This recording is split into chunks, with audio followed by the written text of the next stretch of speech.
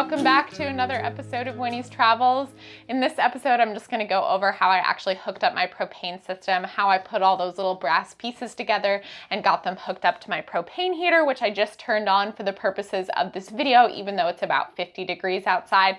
I just put it on the lowest setting and got it running so that I could show you guys. I don't know if you can even tell that it's on. Maybe you can see some of the heat waves, but all I can say is that I need to scooch away from this thing. I mean, it is so hot. I can barely sit next to it on the lowest setting. So I think it really will work for the Massachusetts winters, and I'm super excited about it. So yeah, let's see how I put it together.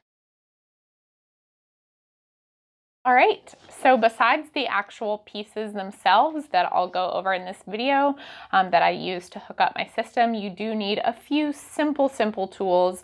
So I'm just gonna go over those right now. The first is just a wrench. Definitely it's best to have the kind that can be adjusted to fit the piece that you're working with, just so that you don't need a bunch of different wrenches that all have different sizes.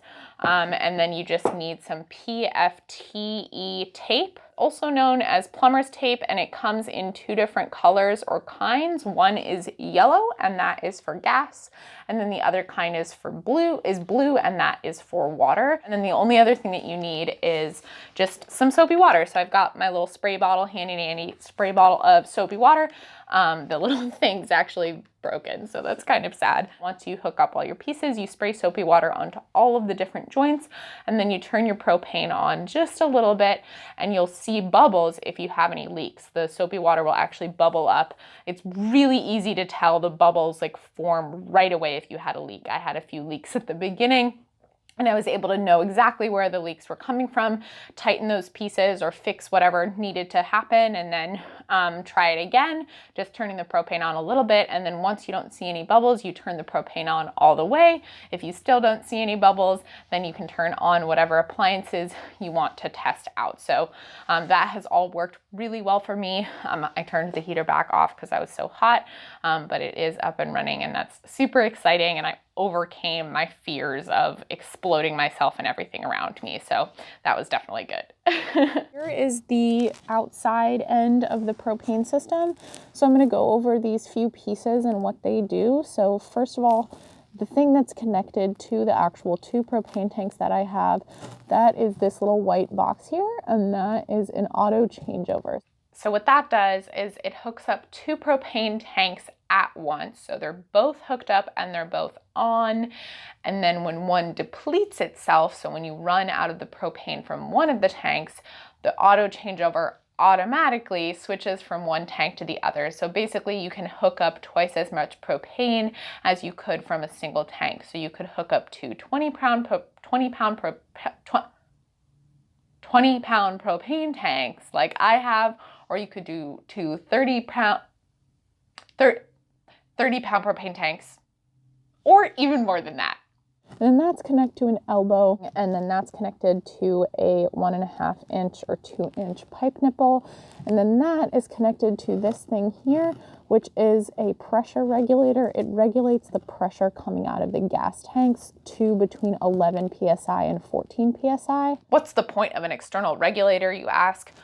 Well, it is something that the heater does require. There's actually quite a lot of things that this heater requires, but this is actually a pretty common thing. A lot of appliances need it. A lot of propane appliances like camping stoves, things like that, tend to need an external regulator that lowers the pressure coming out of the tanks and going towards the appliance because it just needs less propane than the tanks can produce on their own. And you want to make sure that you stay safe, so you do have to hook up an external regulator. The pipe that comes through the wall is a 5 inch pipe nipple, and I just measured basically how much I need to make it safely, like through the 2 inch insulation through the fiberglass, and still have a little bit on each side, like a little wiggle room. And that ended up being a 4 to 5 inch pipe nipple. So I went on the safe side and got a 5 inch one. And then that connects to a brass T. So that comes in and tees out here. And it goes down to a 3 inch pipe nipple and then a pipe cap. What could possibly be the purpose of a 3 inch pipe nipple that goes to a pipe cap that doesn't connect to anything? Well, the purpose of it is what's called a sediment trap. So what that does is that when propane is coming through the system, coming through the pipes, coming from these dirty propane tanks that have been sitting outside, it's possible that some water or some sediment some schmutz basically, could come through the system over time. And since that debris will be heavier than the gas, it will sink into the sediment trap, which is why you need to have at least a 3-inch pipe nipple along with a pipe cap, and that needs to be facing down. It doesn't actually say that, but I'm just kind of making that assumption that that only works and makes any sense if you make sure that that is facing down. Because gravity, am I right? So that's that. And then it goes, that same T comes up and connects to a 1-inch pipe nipple. I think it's actually 1.5. Point is, another pipe nipple. And then another T, and then that T connects to a reducer bushing, and then that reducer bushing connects to a plug tap. So it's kind of a similar situation to down here where this has a cap, except this is a cap and this is a plug tap.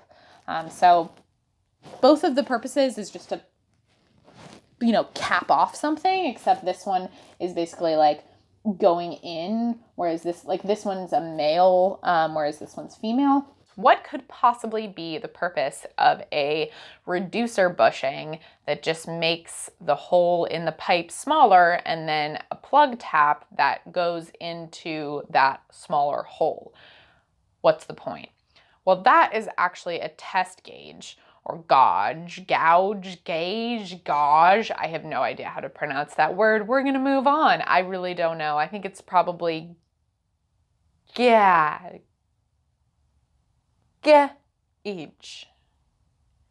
Yeah.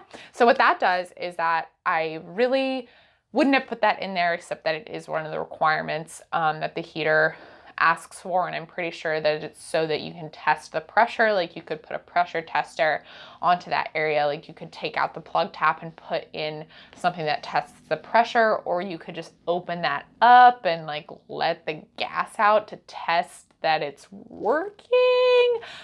I don't really understand what the point of that is. I don't think I'll ever use it, but it is a requirement and I did it because it was required and I follow the rules. Maybe it will come in handy. Put that in there. And then that T continues up to another 1.5-inch pipe nipple. The pipe nipples are also something that the heater requires. You can't just connect these things with like ground joint unions or like smaller bits. Like you have to use a pipe nipple. And then that connects to another T. And then this is where it started to become my own choice. So this T is going to tee off. So that this part is going to the hose that connects to the heater. And then right now, this is a joint union and another cap. And that right now is just capping off so that I can attach another appliance, and that other appliance is going to be the propane oven and stove. So right now it's just, I just capped it off so that I can use the heater without also using the stove, but eventually I'll take that cap off and attach the other parts necessary to connect the stove.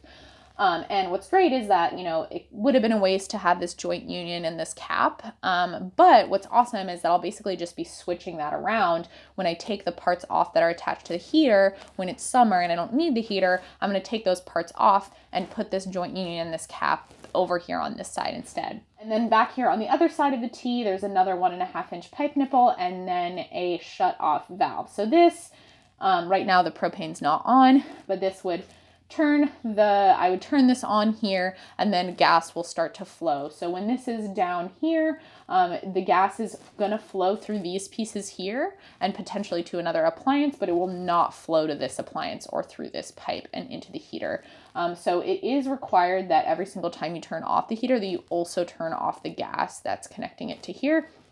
Or that you turn off this shutoff valve. That's part of the instructions for turning on and off the heater. So what I'm going to have to do is actually pull this out and maybe get a much longer pipe nipple or actually use some copper pipe to pull this much farther out. Because right now, in order to access this, once I have my kitchen furniture and cabinets around here, this will be really hard to access. It's not going to be super convenient.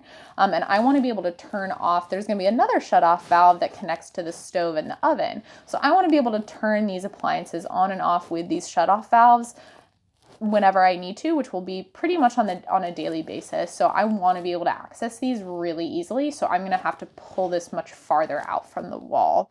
This shutoff valve then connects to another 1.5-inch pipe nipple, and then that connects to this 12-foot long flexible gas line. And that is going to come in handy because that way I can move the heater around. It is on legs right now. You can also attach it to a wall semi-permanently or permanently and have it in that space. But because I'm going to be only using the heater for part of the year and space is so valuable inside of the RV, I don't really plan on permanently attaching it.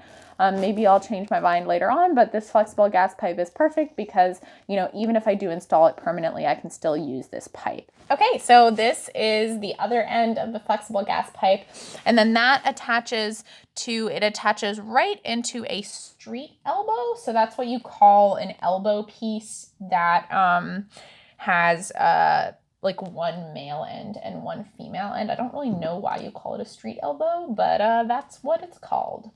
And then that connects right into the internal regulator for the heater itself.